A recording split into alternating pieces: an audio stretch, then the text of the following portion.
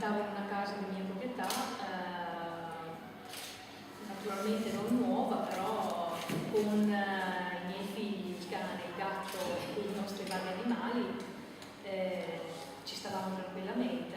Purtroppo è arrivato questo terremoto devastante, la casa, il tetto, insomma la casa ovviamente non ci è sembrata più sicura e in ogni caso con il tetto, con parte del tetto sopra, per 2 settimane mi sono adattata a dormire in macchina o nei garage della casa dei miei, i miei figli bene o male che loro si sono destreggiati, uno da un amico col cane, l'altro in tenda da un altro amico con il gatto.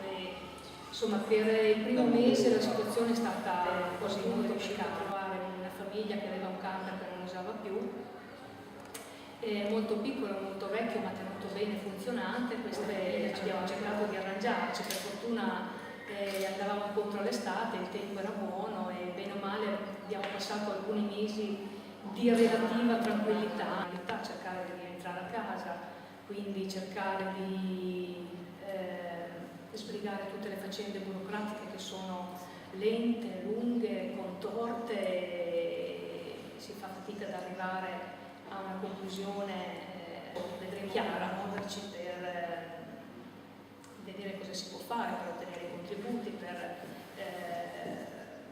iniziare il lavoro, streggiarci per ottenere, che so, finanziamenti adeguati, a tassi di interesse agevolati, perché finora comunque tutto a parole, non c'è ancora niente di concreto sul quale potersi basare per dire posso fare questo, parto e so che questo mi è concesso, questo me lo devo fare, questo lo posso fare a questo tasso agevolato. Le pratiche perlomeno quelle sono da sbrigare, perché poi hanno anche comunque dei limiti, sono da sbrigare entro 30 giorni, ci sono questi livelli di inagibilità, quindi incominciano a dare i contributi a chi ha dei danni lievi, perché è nel loro interesse ovviamente cercare di far rientrare in casa il più possibile gente per la fine dell'inverno. Comunque chi è fuori dalla zona rossa e aveva possibilità o necessità di iniziare i lavori lo sta facendo, chi questa possibilità non ce l'ha deve comunque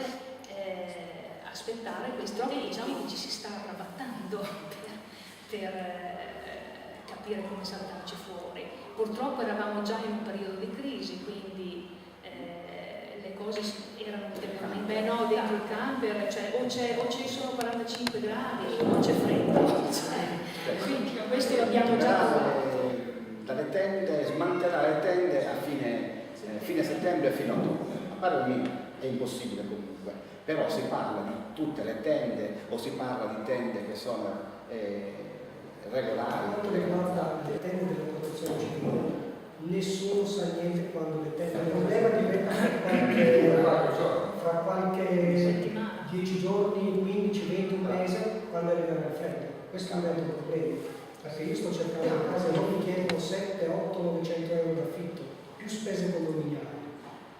Io faccio l'operaio, perciò l'operaio sapete quanto percepisce, io percepisco 1300 euro di stipendio. Mi deve dare qualcuno una spiegazione come io riesco a mantenere una famiglia con 4 persone pagando 700 euro.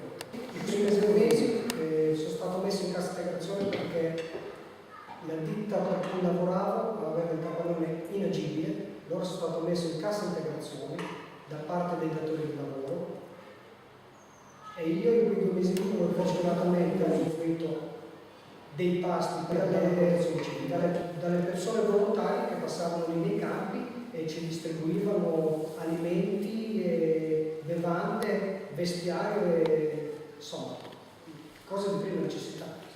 Grazie soprattutto ai volontari che sono venuti da io non posso dire zero, non lo posso dire perché ho usufruito dei pasti, perciò a differenza del resto delle persone che sono qua, io ho usufruito almeno dei pasti, ma ho sempre pagato le tasse.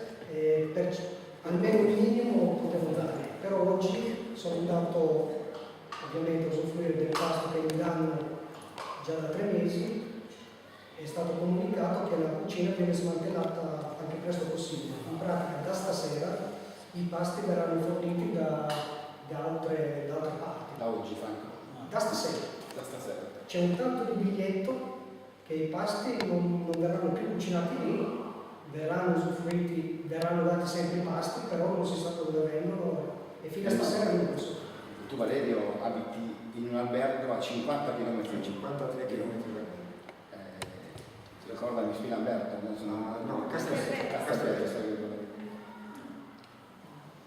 Tu ogni giorno? Ogni giorno faccio su e giù, tutti i giorni. Dicevi che hai chiesto un avvicinamento? Sì, ho fatto la domanda di avvicinamento, ma non hanno niente, da offrirmi qua, né albergo e né.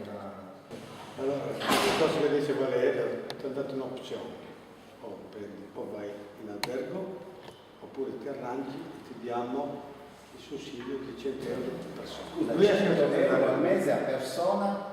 Per ogni componente. ci hanno fatto, Questo è ti hanno al fatto, mese. ti hanno chiesto, tu preferisci arrangiarti e noi ti diamo 100 euro a persona per famiglia al mese, oppure Il contributo che dice Vittorio, di 100 euro al mese, è un controsenso. se mi arrangi.